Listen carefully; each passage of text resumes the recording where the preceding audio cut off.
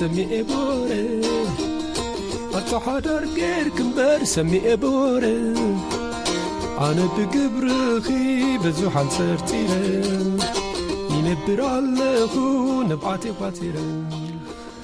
This podcast is brought to you by Argentinian Tango. If you master it, if you are a man, it will get you tang. If you are a woman, it will give you an O. Tango, where you don't have to be the master of your domain. Hello, I'm Alexander Campbell, and with Karma and Dadu, King Dadu. Good afternoon. Hello. From Louisville to the world, bringing unity, community, and opportunity. Yes, and our special guests, Dan Bowlds and Kelly Scott Franklin, a generation of bridging the gap of Kentucky singer-songwriters. Good to see you, gentlemen. Hello. Same here. Welcome. Thank you. We're going to start this off with interviewing Dan. Well, conversing with Dan. We don't do interviews. Yeah, we don't do interviews. Bury that 6 feet under. Interview's a dirty word. I saw that you are from Gatewood, Kentucky. Yes, that's true. Okay, I'm from Kentucky, too. I thought I knew all the small towns in Kentucky. What's the population of Gatewood? Probably about a dozen. Really? No, it's actually... you got me beat. You can Google it on, Google Earth, and it'll come up. But it's been there a long time. My great-grandfather was a blacksmith in that little community, and they had... He shoot horses and did all that sort of things. And also, my grandfather played the fiddle around that area there for a long time, and that was back in the early 1900s. So they made their own music. There was no radio or anything like that, so they... it's probably about 15 miles outside of Owensboro, Kentucky. Okay. It's east of Owensboro, right up the river there. And... like I said, it's been there quite a while. Is the guitar the only instrument you play? Well, I play keyboard some, yes. Awesome. Okay. Do you always do your own music for your own songs, or collaborated, been in a band? Well, I recorded an album, and I had several, instrumentalists on that, violin and cello, accordion. So you're mainly a solo artist? Right. Yes, So you're mainly a solo yes. artist? Okay. Now, you got into music. Now, have you always been a musician, or you just got in seriously when you retired, and how long ago did you retire? Okay. Yes, I've been playing music since I was in high school, which is in the 60s, early 60s. We played a little band where I had a saxophone and a couple of guitars and a drummer, and we played stuff like Louie and all that popular rock stuff back then. Louie. Yeah. But then I graduated from high school, and I got drafted into the service, and that kind of broke up the music for a while. And then after I got back, I escaped the Vietnam War, although I was right in it at the middle of the height of it. I got shipped to Germany and came back and met my wife, to-be wife, and got married. And then from then on, it was pretty much music took a second or third place behind feeding the family and raising kids. So, it happens. Yeah. Yeah, and you're how long have you two been married? This will be our 47th year in December. Congratulations. Thank you. But it's not just like you've retired and have had a long, wonderful marriage, but it's like it's also influenced your music, right? Yes. I see the younger generations, my grandchildren, they have no clue of what it was like back in the 30s and 40s when my parents were raising got married and started raising children in the family right after World War II. And I try to give them a little clue sometimes in my songs and in my music about what that's all about. I don't know if they listen or not, but yeah, I try. That's a really good That's a really good message. I went up with a friend. I'm not going to mention his name. He's been, talking about this girl he met last year, and he's had like bad dates, but like for the past year, and he just kept talking about her. He met her once, and last night he met her again, and it's like looks like they're going to be together. Like people forget basically, like to find the person, the connection that is best with you, and I think it translates well into your like love songs. Some of your love songs I really like. Yeah, that's I'm pretty much a romantic. I mean, yeah, I can tell. I mean, I really can tell.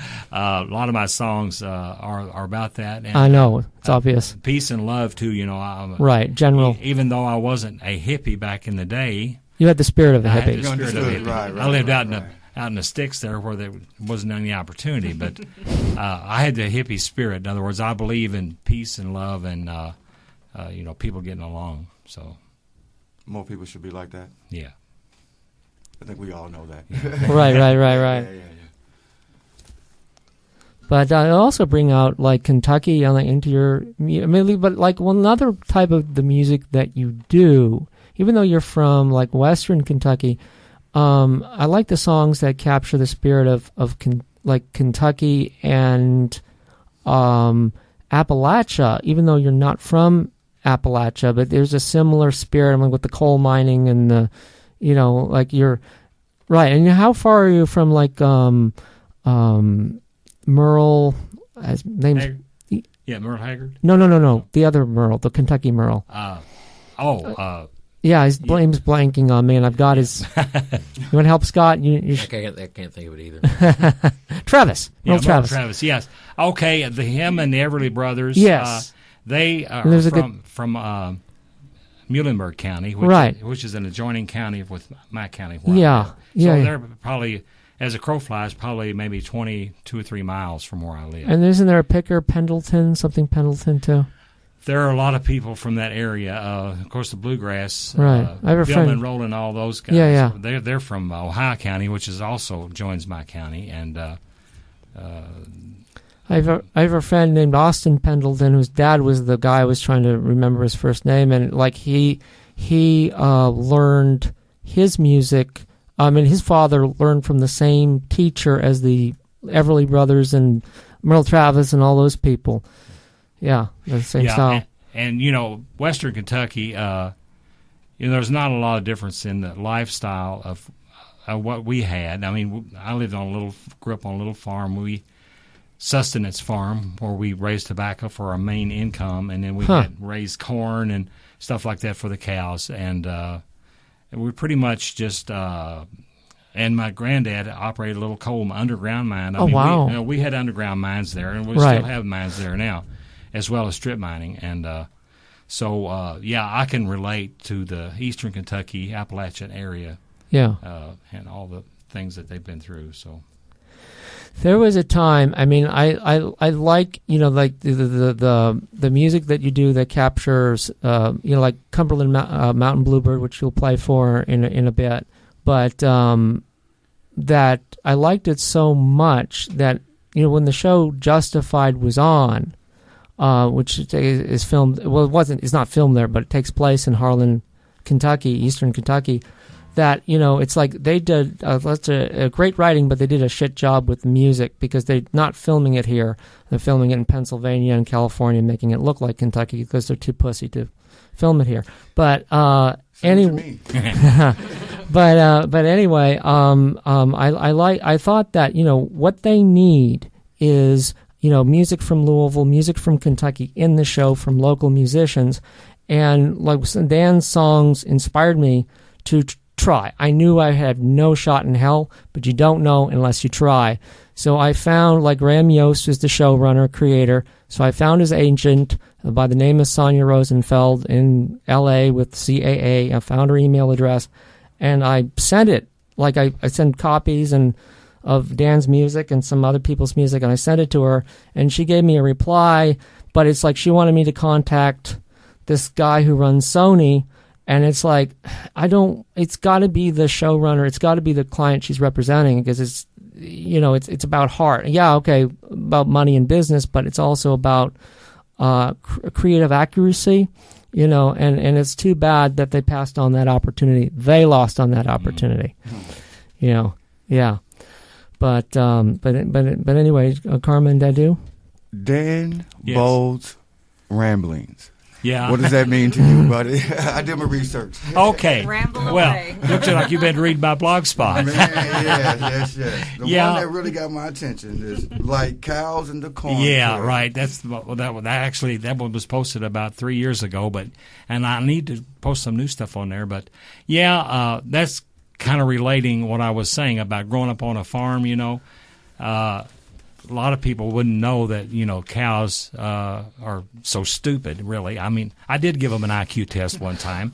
What I did is I had about 30 cows, and I have this fence and there's a gate down on the end of it there where they go through it all the time to get drinks of water and come around where I'm at. Well, they were standing on the other side of the fence, up about 100 yards from that gate. I had them some feed, and I put it down there. I just want to see if they could figure out, we got to go down here and go around through this gate to get up here. No, they stood there and bawled. They're pretty stupid. But cows get up in the sometimes when they got out, they actually break into the corn crib. They would have their corn stored there for the winter, and we'd grind it along with some hay to feed them. And they got up in this corn crib, and they ate until they almost foundered, till they almost killed themselves eating. And then they started peeing and pooping all over everything in the corn crib. Not very smart, but Right. I've seen that happen So with don't my shit where you eat, grandfather. right? and so I equated that to us. We're not much smarter. I equated that to us. The way we're treating our earth and ruining our That's environment. That's what I got out of it. Yeah. Yeah. So I had to bring it up. Yeah. Thank you. Yeah, I know. I was on a camping trip this weekend. This festival in Marengo, Indiana, and it's like it's like back to nature. I mean, I've never been in the experience where I've had to dig a hole and poop in the ground before. But it's better than using the porta potties that they had there. It was disgusting. But it's there's something primal. I've never did it before, but there was something like I enjoyed it. I did not expect that, and to cover it up and just you don't even have to look at it. Yeah. It's just covered up with leaves and dirt. Freedom. It's Freedom. I think I just It's learned a little something bit primal. too much about you. Yeah, guys. his cat nature is coming out. You crossed that line, Sandy. You never cross the line on this show. Well, as far as artists, who inspires you? Well, I've been listening to music since I was a little bitty kid. We didn't get electricity in our house until I was about 3, and I grew up in an old house that was built before the Civil War. It was handmade out of split rails and things like that. Any bullets in there? Finding? No bullets. But Dad had it wired when I was about 3, and so he got a radio. That's the first thing we got was a radio. And I can remember about probably in 1952, somewhere along in there, turned that radio on, and Hank Williams Sr. was popular then, and he had a song called Kalijah. And I loved that song. I'd dance around all over the couch and everything every time that thing come on, different things like that. So, I've loved music for a long time, and that. I think music loves you too, but I can see it in you. You know, Yeah, what I mean? yeah. I see it. Music loves all of us. It's a good way to express yourself. I can express myself in music and lyrics better than any other way. Right. Yeah. It's coming from your soul. Yeah. Yeah, I get it. Do you want to play a song? And let's Yeah. Special request. All right. got to do Cumberland Mountain. Unless you want to make that your second song, you can. No, I can go ahead and do it. I guess might as well do that one. I love this. that. This song here was actually inspired by a. Go ahead. I'm sorry. Yeah, it was inspired by a songwriter here in Louisville that came from the Cumberland Mountain region, and What's his name? I'm not going to say. Okay. It's not a he. It's a she. Oh, she. Yeah. Okay. And she kind of had maybe a little hard time back there in eastern Kentucky growing up, and but she always sang her songs, and she really expresses herself well in the lyrics. And so I saw her I know her fairly well, so I wrote this song for her because it just to kind of encourage her. It's called Cumberland Mountain Bluebird.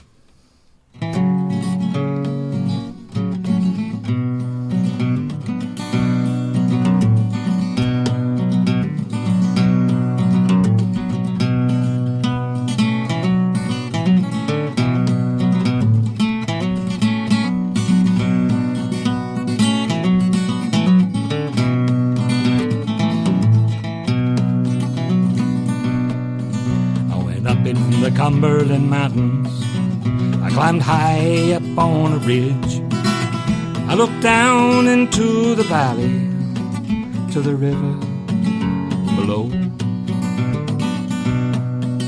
While the sun was low on the mountain and long shadows streaked the hills, well, the valley looked so peaceful and the river looked so still.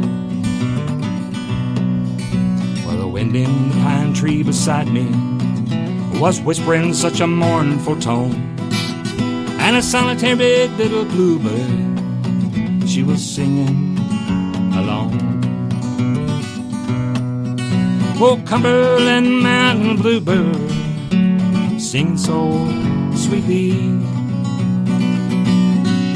Oh, Cumberland Mountain Bluebird, tell me story.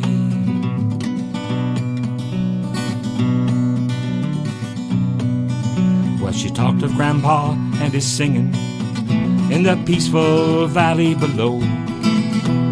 Fledgling days in the garden, just watching tomatoes grow. Then a dark cloud came over the valley. Storms raged, and with her mom, she flew right over the mountain, just looking for a new home.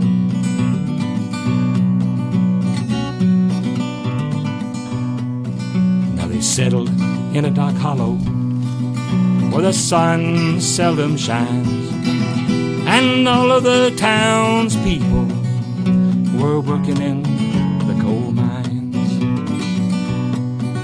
Oh, Cumberland Mountain Bluebird, singing so sweetly. Cumberland Mountain Bluebird, tell me your story.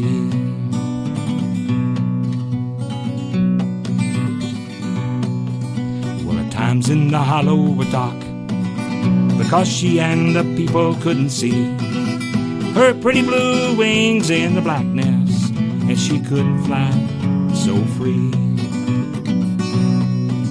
So she set her mind to the singing such sweet melodies, and all the people around her could hear her beauty. Cumberland Mountain Bluebird, sing so sweetly. Oh, Cumberland Mountain Bluebird, I'll tell you my story.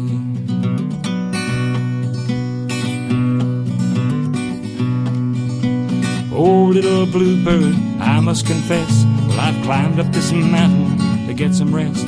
I've been searching and wandering my whole life through. I've been searching for something, same as you. Now I climbed this mountain from the other side, where the path was steep. It was a rough ride, and my heart broke through some jagged rocks, and sometimes I even thought it's gonna stop. Now we're both here on this mountain top. Oh, Cumberland Mountain Bluebird, sing it so sweetly. Cumberland Mountain Bluebird, let love set you free.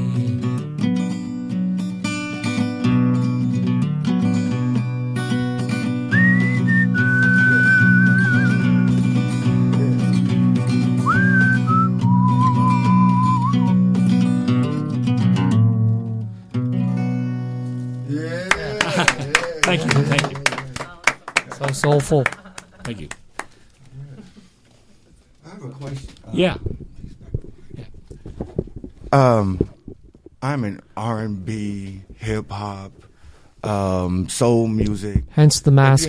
If you had to explain, let's say, mountain music, bluegrass, folk music, what is the difference between those for somebody who isn't trained? Or if you had to explain the difference, I know there's a difference. That's why they named them differently.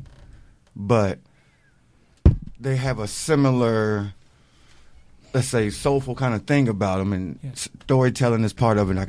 I see and hear that part. Is there a difference for somebody who doesn't really know the difference?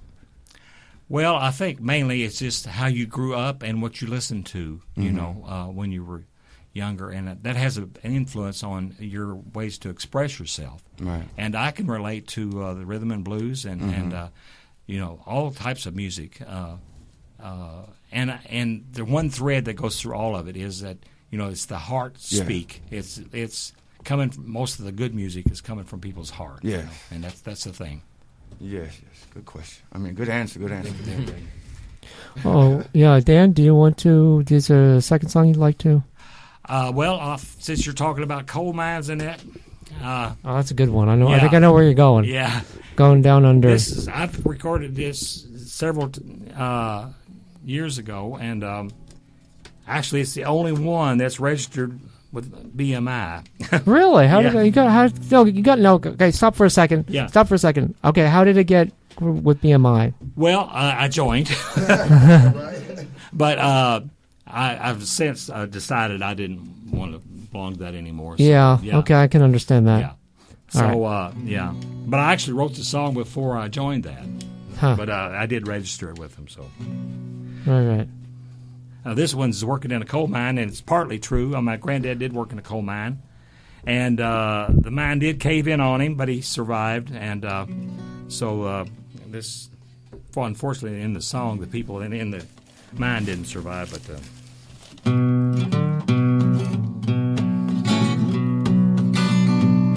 well, I get up in the morning before the sun starts to shine, going down to Seabury. I'm working in the coal mines, working in the coal mine. Now my daddy and my granddaddy was working here before me, working in this coal mine to feed the family. They were working in the coal mine. Now the roof has been a-leaking and the walls are crumbling in. Might never see sunshine again, working in the coal mine, just trying to make another dime. Working in the coal mine, living on borrowed time. Working in the coal mines, working in the coal mine, underground. Working in the coal mine, way down. Working in the coal mine.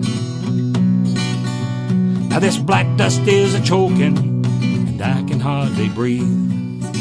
Mine is dark and damp, I can barely see, just working in the coal mine. Now a miner has to be tough, miner has to be strong. Miner's life is hard, well he won't live for long, just working in the coal mine. Now the roof has been a-leaking and the walls are crumbling in. Might never see sunshine again, working in the coal mine, just trying to make another dime. Working in the coal mines, living on borrowed time. Working in the coal mine, working in the coal mine, underground. Working in the coal mine, way down. Working in the coal mine. And then one Sunday morning, about 9:15, ground started shaking. Smoke poured out of the mine from deep in the coal mine. Well, 3 miners were trapped in the South Fork of the mine. Ash shaft was crushed, they were running out of time deep in the coal mine. Well, the roof had been a-leaking and the walls came caving in. They'll never see sunshine again, 'cause they're trapped in the coal mine, just trying to make another dime, working in the coal mine, living on borrowed time, working in the coal mine. Now they're buried in the coal mine, underground, buried in the coal mine, away down, buried in the coal mine. Excellent. I wanted to improv to that, but I didn't want to ruin your song. You know, I wanted to break in. Yeah, a lot of people myself. like to get in on the chorus. Yeah, it's very catchy. Yeah. But you can see with Cumberland Mountain Bluebird, like where the protagonist, justified protagonist, Raylan Givens, you could see like a sunset going down while he's driving in the car with Cumberland Mountain Bluebird in the background. But anyway, it's their loss. And but now it's time for like a round robin wrap up where we each get 3 questions to kind of, or 1 or 2 questions apiece to kind of, get the spirit. If we're missing any odds and ends here. So, do you want to go ahead or? How many children did you say you had? I have 6 children. 6 children. Yeah, 5 boys and 1 girl, and she was the last one. Somebody likes sex. And actually, it was the girl that caused it all because she was the last one. We kept trying to get a girl, and it took us 5 tries before we found out. Good excuse. My mother's parents had 17 kids in a 20-year period. So Wow. yeah, and let that his eyes are going busting out of his head. My grandparents' neighbors had 19 kids in 22 years. Wow. So. I could not be pregnant for 19 years. Wow, that is something. Wow. Yeah. You got a question over there, Sandy? Oh yeah. I got questions. But like, how? I mean, maybe this is an idiotic question, but I'm going to ask it anyway. But like, I don't know. It's like, how do you like some of your music, like with some of the stuff you played, like you're able to like capture this haunting spirit, like and in some of your other songs too, this haunting gothic spirit. Is that like natural or what? You can't train for that. Where does it come from? What drives you? Well, main thing is I have the feeling, okay? And what you're hearing is me trying to express the feeling. I use a lot of minor chords, do things in minor keys. That helps. Right, minor chords for minor songs. Yeah, and the lyrics, I tried to, like I'll throw a little 7th in there or something when there's a little bit of melancholy, something sad part, things like that. That's all part of me expressing my. There is like, even though it's like there's. There is sadness down there, and that's. I'm not going to get into your personal, but you feel it. Yeah. Well, I'd say probably most good songs are written by people that have strong feelings about things. I don't know if anybody, like, the Beatles said, no silly love song, but, it's true. There has to be something that will motivate you to all the work to write a song, really. Right. That's the right word, motivate. Yeah. Yeah, well, life is bittersweet, and you definitely capture that in your music. And Carmen, do you have any? Because you actually motivated me to never work in a coal mine. No. Yeah. We probably couldn't see you the way you dress. Yeah. Man, but it sounded cool the way you were saying it, or singing it. Yeah. Until they got buried in the coal mine. Yeah, I know it. Yeah, that's kind of tragic. And you notice I've got kind of a tragic ending on the song too. It just blank, and that's it. Yeah.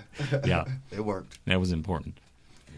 I know you said that you had 6 kids. Yes. Do you have any grandkids? Oh yeah, I've got 8 grandchildren. Yeah, you do. And so this is a part 2 to the question. Do you encourage them to get into music? Yes, but there's only one.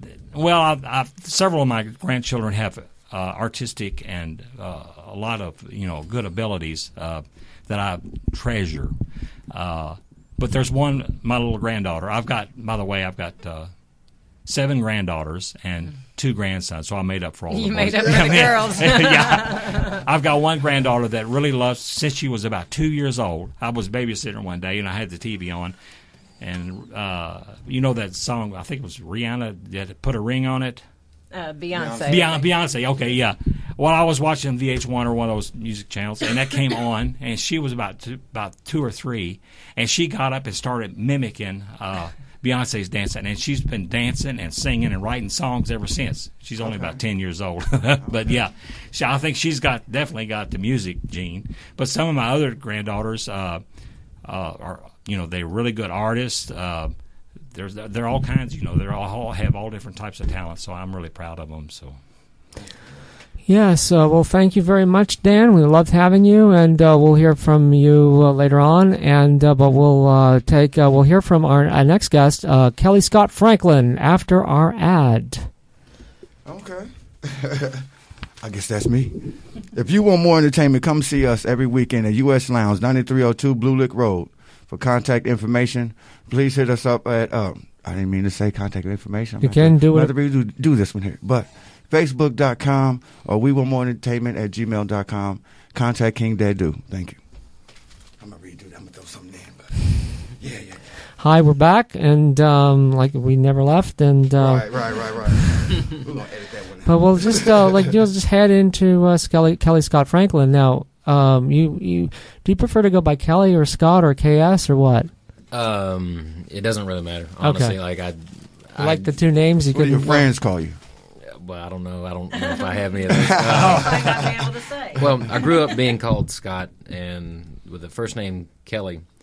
In school, they'd always, Kelly Franklin. I'd raise my hand like, "You're not a girl," right? Right. And that, I hated it, but it's who, it's me doing the whole music thing is like embracing who I am. Yes. So that's sort of why I picked it up. I had a similar problem with I go by Sandy for short because it's a Scottish heritage thing. Last name's Campbell, but I got a similar thing as saying, "Oh, that's a girl's name." Mm-hmm. So yeah. Mm-hmm. But anyway, go ahead. Go. Yeah. Please continue. I didn't mean to interrupt you. Well, I mean that's just it. I mean, kind of accepting who you are. I mean, there's a guy that I write with a lot. His middle name is Arthur, and I said that we should have the Arthur Kelly Band or Arthur Kelly Project, whatever. And he hated his name Arthur as much as I hated Kelly. So I was like, "Oh, that's perfect. We got to do that." But that's just to where if people call me Kelly, like people say Kelly, and I look. So right. I just accept it. It's just what it is. Yeah. How long have you been doing music? Technically, since I can remember, my first memories of music. Started playing guitar when I was about 11. Was in band when I was about 11. Played saxophone. I've always wanted to be a musician and everything. Who doesn't? Right. So, yeah. So essentially since I was born, but actually trying since I was about 11. Okay. You play more than just guitar? Started on saxophone. That didn't really work out. Then guess that blew, huh? Yeah. Like that joke. I had 2 or 3 friends. They were starting a band, and they said, "We need a bass player." And I said, "What's that?" So that's where I started on bass, and that's where I'm most comfortable. But play bass. I can tune around on a piano, and then guitar. Like I said, saxophone. I still remember the fingerings and how to play, but I don't. I've played in 10 years, but. I guess the question for both of y'all, has it been guitar first or singing first? For me, it was guitar first. I never wanted to be a singer like that. I picked it up really 2 to 3 years ago because I had to. It was like I'm playing in bands, and then for whatever reason, the singer always kind of goes somewhere else. Right. I was just well, I'm going to start singing. So yeah, that's what got me into it too. I was putting on shows, and let's say that a DJ wasn't coming through or had a problem with them, or an artist, didn't show up. So we've learned to put on a lot of artists, you know what I'm saying? Half won't show, but some will, but the show must go on either way. Mm-hmm. But yeah, I know that feeling of having to do it yourself, even though you plan on doing one thing. Mm-hmm. You got to do more sometimes. Yeah. I mean, I'd always planned to be the backup guy. Right. And the way I've sort of always said it, like, I would never be president. I would be vice president. Or I'd be, I can understand that. Well, yeah, I can understand that. Well, the funny thing is, the the responsibility is really, the face of it. That responsibility is there, but like the person behind the scenes is always the person that's more integral. Right. And I don't need fame and fortune. Right. But it's like if I'm the guy that's behind the guy that's got the fame and the fortune, right, I'm going to make enough money to live. Yeah. I'm going to be okay. Yeah, Shit does roll downhill. Right. Trickle down music. But but you can go into that like Walmart and then look at the National Enquirer of the person who's famous who you're backing by. He can't do that. You have freedom of being anonymous. Yeah. Well, the guy that writes all the big hits for Britney Spears and all them. Nobody knows who that guy is. Right, exactly. Nobody has a clue. I mean, but he's a... I don't know if anyone wants to know. Yeah, I mean, he's got like, $250 million. I'd take that in a heartbeat. Right. I have no problem with that. Exactly. Have you ever like tried to do that for like well-known musicians? It's coming up. I mean, really, like even though I've been playing for almost 20 years, it's really just coming up. I mean, and it's really at the spurring of like other people saying like, you got some songs there, and I'm like, okay. Because I know there's a way to do it. Because there are people because I've heard two different stories. Like there's a way to do it where you lose your songs and all that bullshit, and people steal it and ethically. And then there are people who kind of luck out. I read this story a few years ago where this man from Cape Breton, Nova Scotia, somehow just through luck got his song sung by, I may have been Carrie Underwood, but I'm not sure, and it was like a big hit. And it's like, and he's living that life now. He has a career as a songwriter where people are going to him, and so that's where you ideally would like to go. I don't care where I go. Right, honestly, you got to go with the flow, man. Got to go with the flow. You walk through the doors that are open. Right. Exactly. That's a good one. Yeah. But anyway, like I've noticed. I mean, this is true for both Dan and you. I'm interested in like name doppelgangers. Like if there's any like, you both have name doppelgangers, and if there's any like similarities. For example, I knew that Dan was in the military. I knew he's a musician, and so I find this other guy named Dan Bowlds, and there's a YouTube video of him playing for a military celebration, but it's not him. Yeah. And so, but like I found another guy. There's actually a Kelly Scott Franklin. Like maybe he's had the same predicament as you as a child, but he's a professor at the University of Iowa in literature, and especially with Faulkner and and Whitman and poets especially. So is there any like, are you literary in your songwriter? Are you a literary guy? Well, it's kind of funny. Like I would rather read a history book or the schematics to like some amplifier and figure out how it works. Right. And like you can learn plenty from like reading a novel, but my learning, I like to read, just actually read facts. I'm a facts person. Right. Just the facts, man. Yeah. I mean, I do enjoy a good book here and there. And actually that's how I write songs, which is funny. I don't read a lot of books, but whenever I read any book, it doesn't matter what it is. If it's fiction or nonfiction, a song comes out. And it's usually got nothing to do with what I read. Like the last two songs I wrote, I only wrote them after I read the autobiography of, what is his name? Ron Swanson. He plays Ron Swanson on Parks and Rec. Oh, Ned Offerman? Yeah, Nick Offerman. Nick Offerman, yeah. He's also a... Powder Your Own right. Canoe. Like he's a woodworking expert. Yeah, I saw it and bought it, and I guess I took what he was saying in the book about himself and kind of applied it to myself, and that was the last song I wrote. So I'm sure there's something in there, but, the song has got nothing to do with Nick Offerman at all. But you got inspired either way, right? And anybody can order his napkin holders online, right, that he makes. Right. Yeah. But like one thing is that like your music, like I found, like through my research, I found that you like grew up listening to, well, as I did, like Queen, AC/DC, a little more harder edge groups, but now you're into more like Kentucky country or like. Well, I don't pigeonhole myself. No, you can't. You can't. Yeah. But does that influence you? Is there like songs you have that like? Well, I've got an album that physical copies are coming next week, but on CD Baby, Kelly Scott Franklin, I've got a CD. It's called The Path.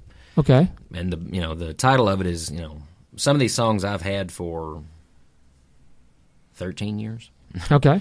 And so I finally recorded them all, and it just kind of gives you the idea of where I came from. And there are things from that heavy British influence of Queen. Yes. That super, like, angry, like AC/DC. Yeah, and that Brian May guitar, invented his own guitar. Yeah. Plenty of that, guitar harmonies and stuff like that. Layered sound, layered vocals, all that stuff. It's so funny because I was at that Camp Out Festival. I was in a conversation with someone talking about Queen, and it's like nobody is like Freddie Mercury did everything himself. I mean, he did Bohemian Rhapsody all by himself, and it's like Katy Perry doesn't do that, Beyonce doesn't do that. They have like 15 writers, Yeah, there's like there's a picture. Freddie Mercury, just standing up doing his thing, and it says Bohemian Rhapsody, one writer, one producer, and the very next picture is like Beyonce or whoever, and it's like whatever big song, should have put a ring on it, it says like 9 producers and 3 writers and all this, and like singing all her stuff, but different strokes, different folks, that type of thing. We're in a different world, and I embrace it, but Well, Freddie Mercury did go both ways, but that is a different story. Teach their own. Whatever works for somebody else, good for them. I'm not going to rain on anybody's parade because Beyonce's obviously doing something right. So. Right. She's a great artist. Someone. Yeah. Yeah. Get the jabs in. Had to. Well, are we mistaken that you're a comedian as well? Is that a different Scott Franklin? No, I'm not. Well, this name thing too. Oh, well, I ran an open mic at Against the Grain that no longer exists, and to get comedians there, it was like a anything goes type of thing. It's that restaurant in our ballpark where the Louisville Bats play badly. But I've always threatened to actually do a comedy set, but I have no aspirations to actually be a comedian. I do draw a lot of inspiration. People like Bill Hicks. Oh wow, yeah, Bill Hicks. Black. Right. Yeah. And we held a comedy show last night at U.S. Lounge with Chuck Porters. Ben Embers. And I saw that he was on your Facebook. I didn't know if that name would recognize. Can we hear you, Karma? I want to make sure you show up. Sorry. I'm still here. I'm in the room with I also wanted to bring it up. I saw that you spoke Pig Latin. Well, anything you read on Facebook is probably got a bit of a joke to it. So maybe I am a comedian. I don't know. Yes, I'm a joke I'm a comedian on Facebook. That's okay. So just don't ever devolve into that. What was that? Red? What is his name? That comedian does those awful country jokes. Talking about Red Green? No, not Red Green. I'm confusing. Did the gorilla thing? Not Ray Stevens? Ray Stevens, yeah. Don't ever become him. I owned his album growing up. Really? Yeah. Was it an influence? I guess. I don't want to say okay. I'm not going to knock Ray Stevens now. Streak. The streak. Yeah. Well, for me, and my influences, they are vast, and I hate. It's funny. I do hate talking about myself and like trying to brand myself as something. But if I'm trying to brand something, it's like Waylon Jennings meets Queen. Okay. That there is that whole thing of like, I can't deny who I am. I've got the influence of plenty of people. So, whatever's inside of you, you got to let it out, and it doesn't matter what it is. Yeah, exactly. You don't have to label it. Somebody else will. Exactly. Yeah. I mean, what kind of when it came to like. What kind of genre is this album? Whenever I was doing that, I sat there for an hour staring at the computer screen. Like, I don't know. I mean, there's country, there's rock. What style do you? I've had everything from country to rock and roll to jazz. Progressive. Super simple, straight acoustic, super heavy production wise. That's all on the album. And that's what I'm going to continue to do. I do what sounds right. Right. And it's funny because like I was sitting here listening to Dan, and his take on those, his songs, or his, and the way he's doing them are one thing, but like, especially the second song you did, like, I would rock that Me, if I was ever going to cover that, I would, That's why I have 2 generations here. Yeah. But then again, I mean, a song where there is that big production, where somebody else is doing a big production, I like to strip it away.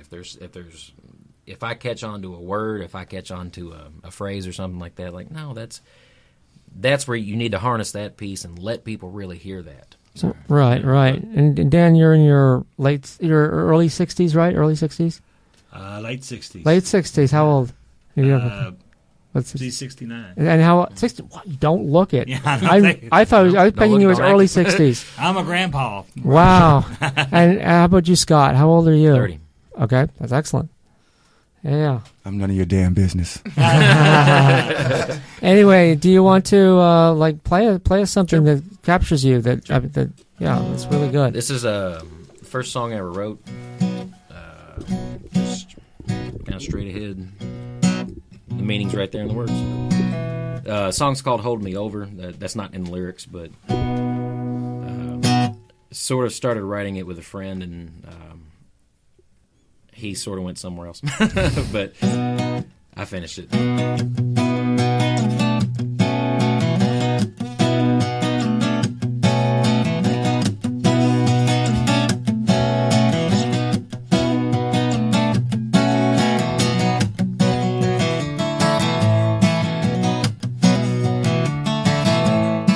For 7 months I was cruising on the 8 game. Solid gold and I fell off the wagon again. Well, I had a woman, but she didn't mean a thing to me. And all the old flames are using all the same old lights.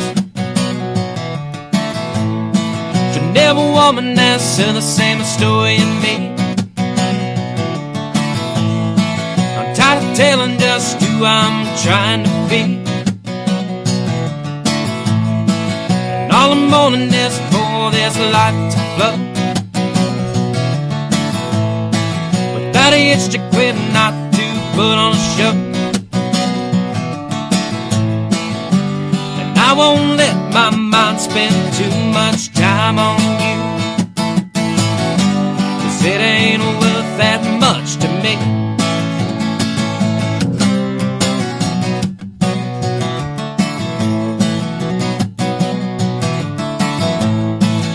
I've been run over one too many times. I've got the scars on my back to prove my pain. Well, I'm a stranger to living with a broken heart. Baby, wouldn't be fair not to get what you give. And I'm an orange let loose of you today. Tomorrow I made us change my mind. 'Cause then again, maybe you'll be the one to leave. 'Cause I know this isn't where you want it to be. And I won't let my mind spend too much time on you. 'Cause it ain't worth that much to me. Don't you let your mind spend too much time on me, 'cause it ain't worth that much to you.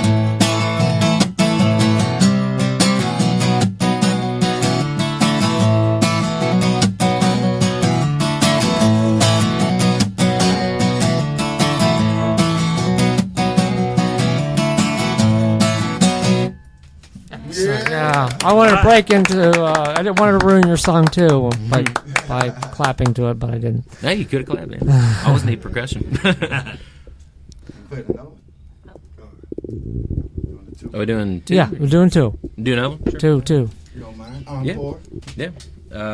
This is a song. It's kind of cool how this song came about.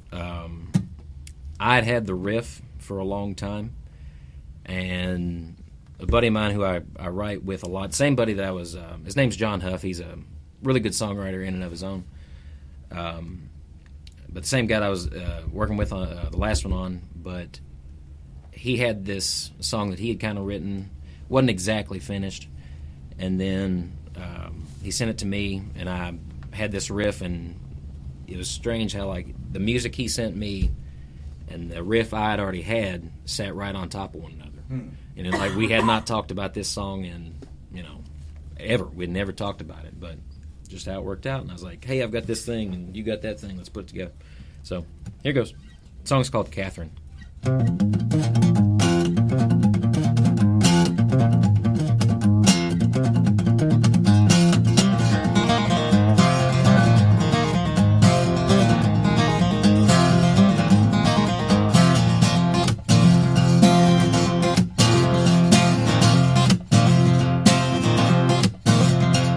Catherine, oh Catherine, you're the kind of trouble I like being in.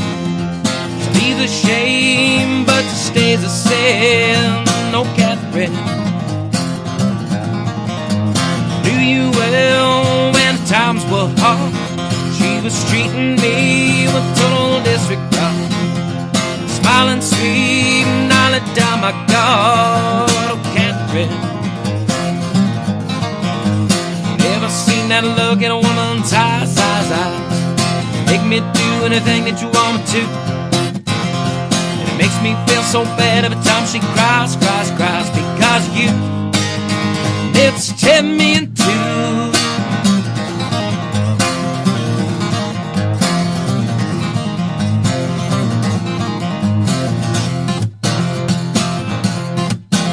Catherine pours up another round of drinks. Take some time to clear my head and think. Now that bottle's dry, I'm beyond the brink with you, Catherine. Asking me just where I've been. My alibis are all waving thin, with the smell of you still upon my skin. Oh, Catherine, ever seen that look in a woman's eyes? Make me do anything that you want me to. And the promises you made are a bag of lies. You know it's true. I won't leave it till you're through with me, Catherine.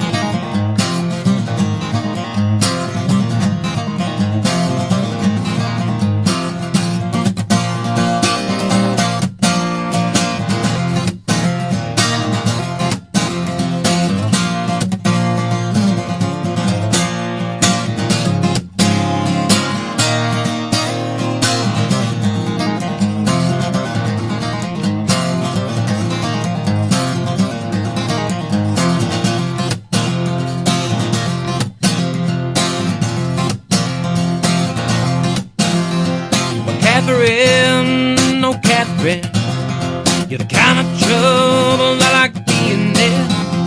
To leave a shame, but stays a sin. Oh Catherine,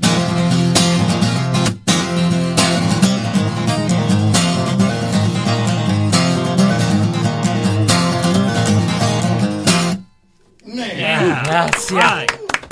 That's great, man. Yes, Thanks. Fingers that have muscles. Oh yeah. Working, man. That's fingering. Man. Yeah, we appreciate all types of music here. That's for sure. I mean, our sound guy's a hip hop guy. And he loves this stuff. Yes, I do. Yeah, but let's go into our round robin and wrap up here, and we each have one question or two to ask Scott. So. I've got a question. I saw that your favorite song that you wrote was "Trek That Path Alone." Yeah, probably. Is there a reason why? It was really it's really mainly the recorded version. That song started out kind of quick tempo. The riff, real quick, was good. Was that quick? But then when I was recording it, the guy I recorded with, he just said, slow it down. He actually called it a dirty beat, and it just started going into, Right. So when he did that, I was like, oh. I was kind of opened up, and I was like, oh, that's something completely different. And opened up new avenues. The song, has really heavy drums, but then I didn't actually end up keeping any of my own instrument parts on it. Got this really great bass player. His name's Joe Easley. He did these really cool bass parts. Then we put an organ on it. Then we put a clav like that Stevie Wonder sound, Right. And, like the band, too. And then it just kept growing. And I was just like, oh, this is great, So that... Plenty of it was because, it was a song I wrote, but it's half and half. That the other half was just that it was in such a direction I'd never really gone. So, yeah. Favorite type of guitar? I like.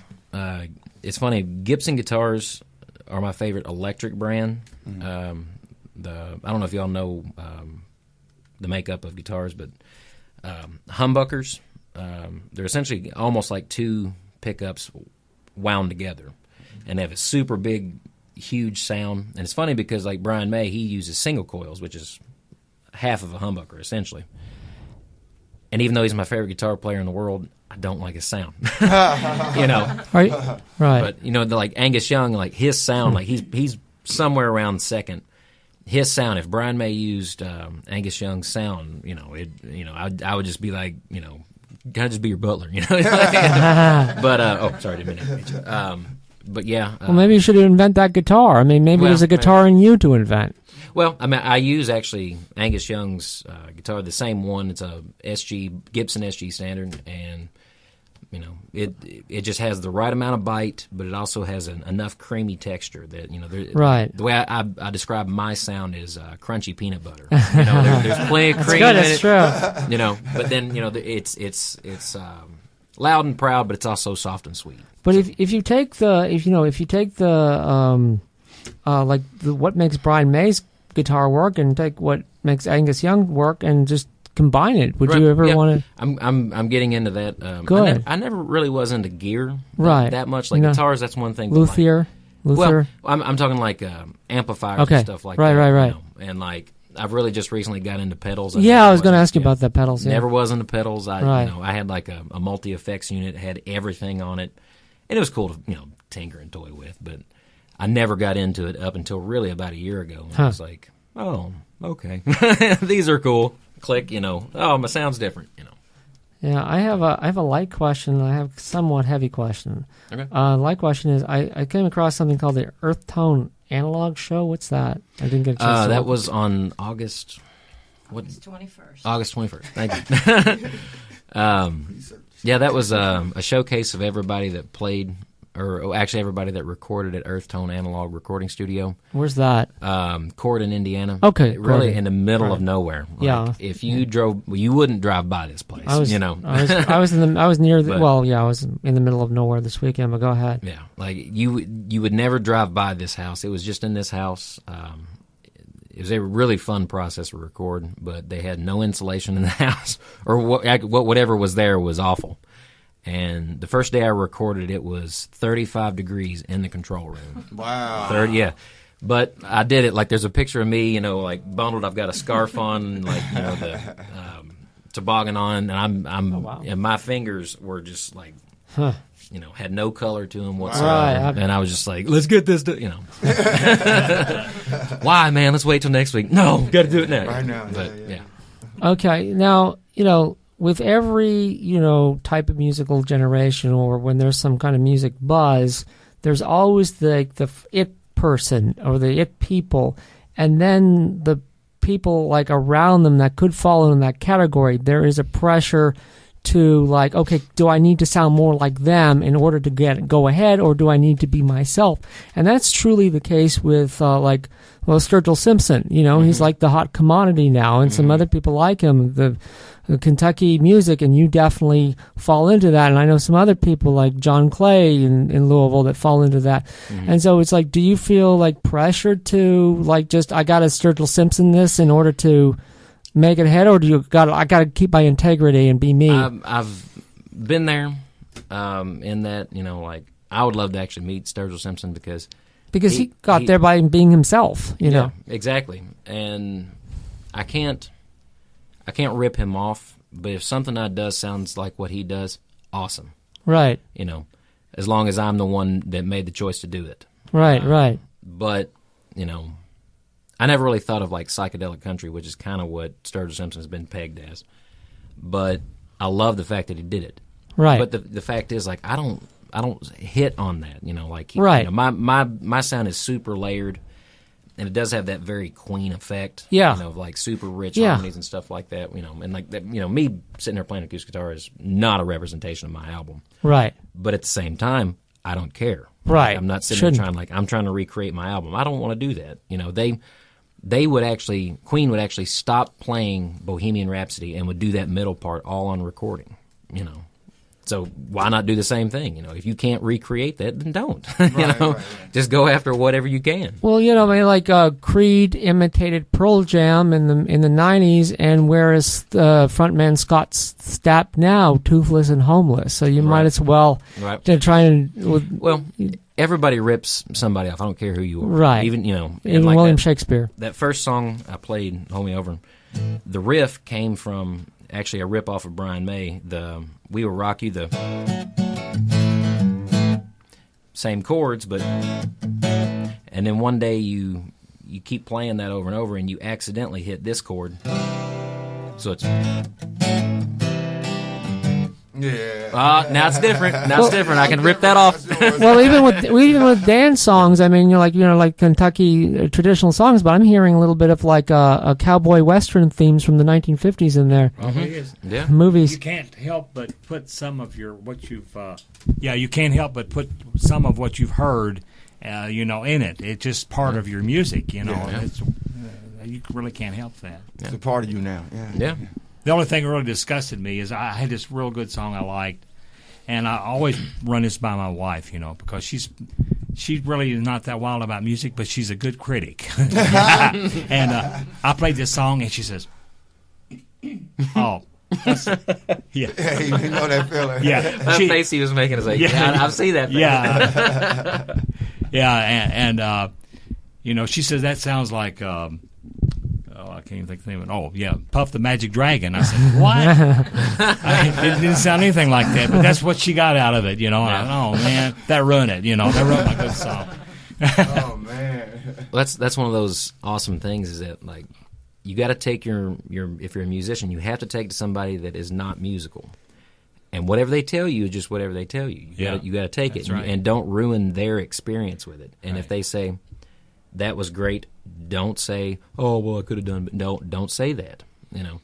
But also, like, whenever I have a song that I'm wanting to take out to wherever, one of the first people I tell is my sister. She doesn't play anything. She doesn't sing anything. She's never done that. So if I get a smile or a nod or anything from her, I'm like, that's the one. That's you know that's the good one. Yeah. I know other musicians have a tendency of breaking down what they would do versus what you've done. Well, you know, that was good, but how about, you know? Yeah, Carmen, did you have anything further to add, or? Oh, we're good right now. Okay. All right. Boop boop boop boop. Insert music cue here. Boop boop boop boop. Well, welcome back. Now we'll just do like our plug section where we have our artists, you know, plug what they have coming up, you know, and we'll go into jamming. Good. You go ahead. Oh, well, actually, I've just got through playing Reed's Orchard and several different places. Where's that?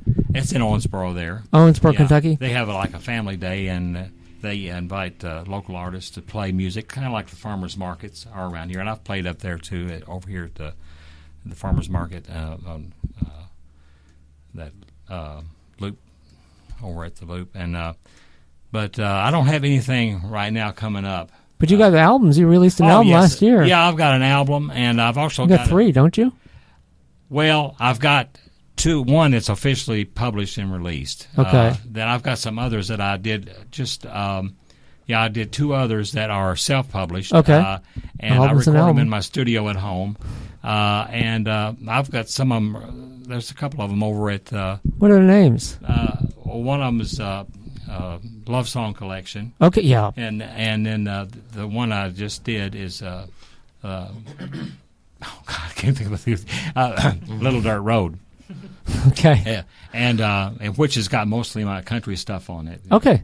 Cool. And but the love song collection has got a lot of my love songs and that sort of thing on it. Yeah, you have a little Sturgill Simpson in you too. I bet. Yeah. And I actually made a video last year. About this time last year, I finished it up and released it. It's on. You can see it on YouTube, and I had filmed, and then I did a lot of the production myself. But I had a lot of help from a local artist here, some ballet dancers, and choreography done that, and I recorded the soundtrack over at Kevin Nordstrom's studio. Okay. And, had several. Is that in Owensboro too, or No, that's in here Louisville? in Louisville. Yeah, Okay. Kevin Nordstrom. Yeah, and which is a plug for him. Right? Not. He's not related to the department store. No. Famous. Okay. Nordstrom. No. Yeah, I recorded at Nordstrom. In a shoebox. But yeah, shoebox he in did hand. an excellent job on that. And then I had Pam Swisher actually did the video taping. Okay, she's a local videographer. Yeah, mhm. Yeah, she did a good job on that. And then I had Amelia Robinson. Really was a big help. She helped make all the set stuff. Right, and she said for people in Papua New Guinea who don't know who Amelia Robinson is, Yeah. is this people helping you? Amelia Robinson is a local. She's an artist and dancer. She's a multi-talented poet. She's published a couple on one book at least, "The Hand That Holds the Earth," and she helped me out quite a bit. She did a lot of the set design and creative. Yeah, things. the last guest we had, Mama Marie Ekrevan, activist, pioneer, LGBT pioneer, not BLT pioneer. That's something different. Yeah. But no, she brought up Pam Swisher too. Yeah. So it's like she's. But anyway, keeping it going. Do you have anything else you'd like to promote, or is that? Not right now. I'm writing a book. Oh, and, well, okay. Yeah, I'm writing a book, and this book has nothing to do with music. Okay.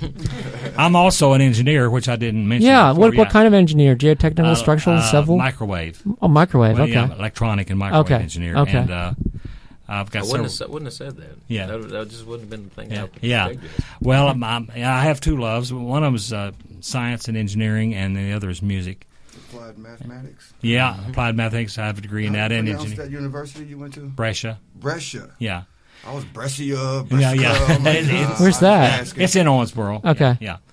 And You don't engineer microwaves. It's something different. It's microwave, and well, microwave engineering. I designed antennas Okay. for the military. Okay, like for there's missiles. the military. Oh wow. For police radar. I have several patents on those types of things. Really, you're an inventor too. Yeah. And but that's one of my loves, and that's what I spent most of my life doing. And then I forgot my train of thought now, but That's anyway, fine. yeah, Choo choo. yeah. Oh yeah. So yeah, that's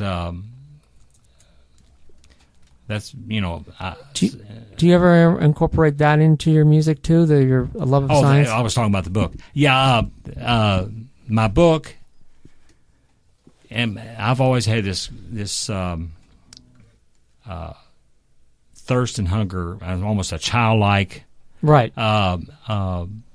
curiosity about how things work, and that's what drove me to be an engineer and all types of things. Learn mathematics because Cool. I almost flunked math in high school, Me too. but I wound up majoring in college. But this book is about the universe and Oh, wow. and how it works. Cool.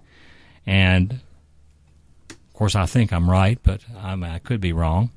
But if I'm right, it will turn the whole scientific community on its head. When you have it published, we'll have you back here. Okay, it's called "Are We Just Bubbles?" Okay. Yeah, that's the name of the book, and it's pretty deep, really. But I'm writing Right it. up his alley. Yeah, I'm writing it for anybody alley. can read it. Yeah. Good. Because I've got a few math formulas in there, but they're nothing beyond high school algebra, and I have to put some in there, But even if you don't understand that, you can still get the idea of what it is. Basically, what it boils down to is the whole universe and everything in it is nothing but space bubbles. Huh. And the only thing that makes it all exist is that these bubbles are growing. And that's what causes all of the gravity, everything like that. So that's what the book's about. Wow, that's a great plug. I did not expect Einstein. No, it's not Einstein. Although I do quote him in some of those. Okay. Yeah. But Scott, do you have any music shows, philosophies to books to plug? Wish I had a book. It'll be time. Green Eggs and Ham. No. This Friday and Saturday be my. I've got this regular gig at this restaurant called DeFabio's Casapella. Okay, so that's weekly. Yeah. Okay, yeah. This is the last one, but probably be back next year. But that's actually one of the big things why I got started doing this was like. And Fabio's, what's the street address for those in Russia? It's on Frankfurt Avenue. It's right next to Irish Rover. Okay. If you can see the Irish Rover, right. you'll see it. Play there, but then actually after that, I'm going on. I know where that is. Air quotes tour. Oh. Going across the country, just kind of doing Cool. it myself with a buddy of mine. But what parts? Just I'm definitely making it to Austin, Texas, Cool. then Phoenix, San Diego, maybe all the way up to Seattle. Got a friend in every city, which good. it's good to have friends. Yes, exactly. Got the CD that I've got out. It's called The Path. Kelly Scott Franklin, KELLY SCOTT FRNKLIN. It's $10, 11 songs. You know, if you any type of music you like, you're going to find something you like on the album, and that's the way I like to do it. So, but other than that, I play around town, various places, and you know, cool. I don't really have any right now because I'm getting ready to air quotes tour. Right. So you know, Yeah, but on iTunes or the album will be on iTunes somewhere in the next week. They have to like okay it, I guess, to make sure you're not plagiarizing or you know denouncing iTunes or something. I don't know. But yeah, and you can add me on Facebook either personally, full name Kelly Scott Franklin, or my artist page. It doesn't matter. Both, whatever you want to do. You on SoundCloud, Reverb? I know you're on Reverb Nation. I've got a SoundCloud, but I didn't put anything up that's actually like. It's actually all the demos for the album, which is kind of funny, but you know, it is what it is. Well, as Bob Marley would say, "Gentlemen, worst reggae impression ever," but I would love to hear you too, "Gentlemen," and Brad. I'd love to hear you guys. Let's just get into the music. I mean, you basically got the rhythms of in essence of what you sound like, and just kind of relax and just not force it, and just kind of just jam together naturally. I know you've had time to think about. Record fun song. Sure. We'll do it in A with a capo on, or just play an A. Sure. It's called Two Skinny Old Wheels.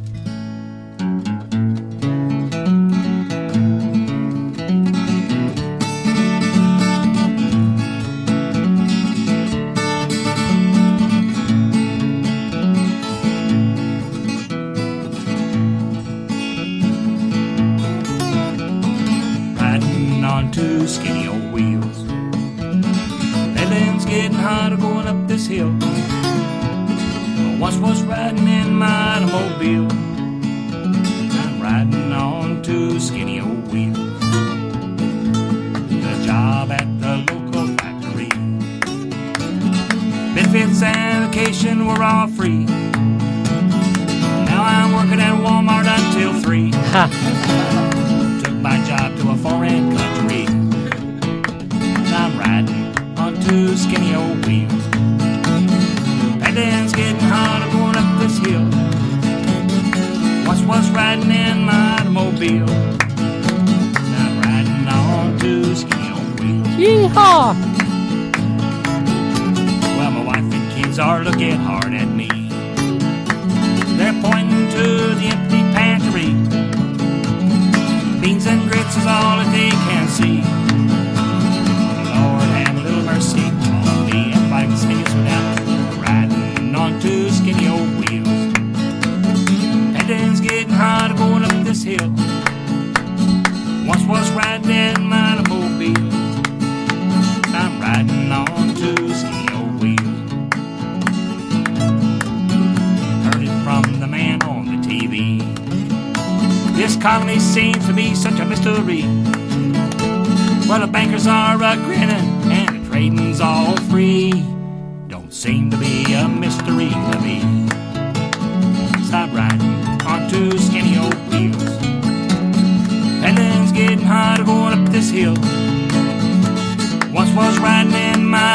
field. I'm riding on to skinny old wheel. Yes, I'm riding on to skinny old wheel.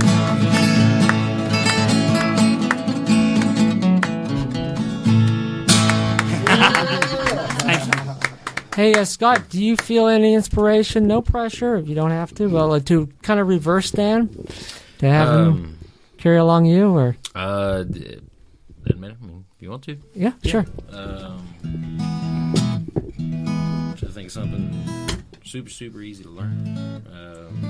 That's probably my songs are out. They're all in key changes and now do this. Yeah.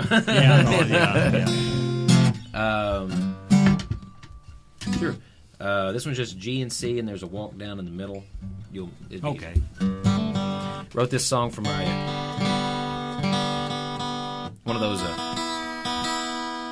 of those times that I sat down and said I'm going to write a song and actually did it. That never happens with me.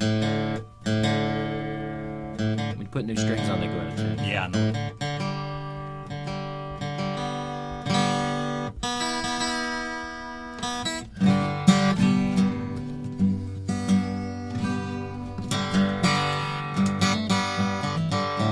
Just G.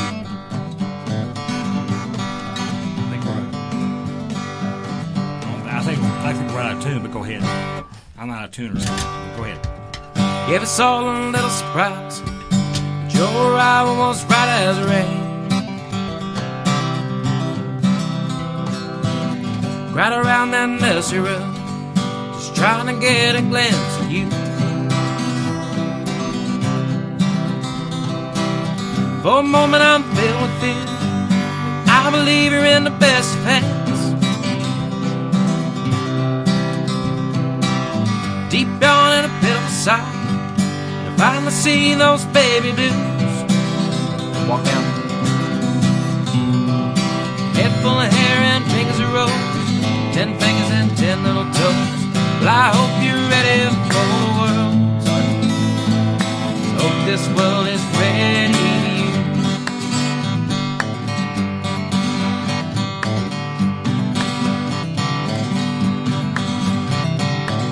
My brother's gonna give you his stubborn ways. See, you got your mother's smile. Seems like yesterday I stood behind, watched their embrace and say I do.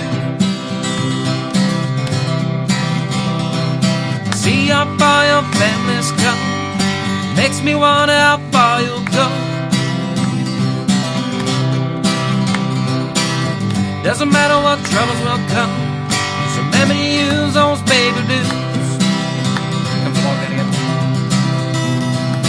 Head full of hair and fingers of rose, 10 fingers and 10 little toes.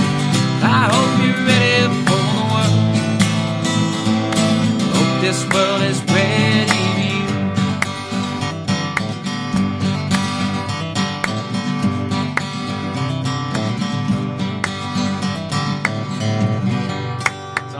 Yeah, that's good. That was excellent. Yeah, right. Well, I enjoyed today. We all enjoyed, Karma, Dadu, and myself, with the intuition and self-expression of two generations of Kentucky singer-songwriters, Dan Bowlds and Kelly Scott Franklin. We appreciate you, brothers. Yeah, Thanks signing a lot out. for having us A lot on of here. fun.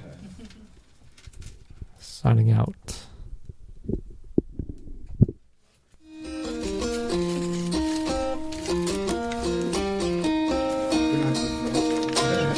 All right. Yeah, that was good. That was fun. I enjoyed it. Yeah. Kind of weird about that. I've been nervous. By the time you got to me, I was like, this is just people in a room. We're just talking. It's great, man. أنا بقبرخي بزوحان سرتيرة ينبر الله نبعاتي قاتيرة بقبرخي بزوحان سرتيرة ينبر الله نبعاتي قاتيرة كابسة بي السمي أيوم نايمر آخي ورا سمديدة ودكو نفسي تخمتر بخطور نعفقه هكذا تغير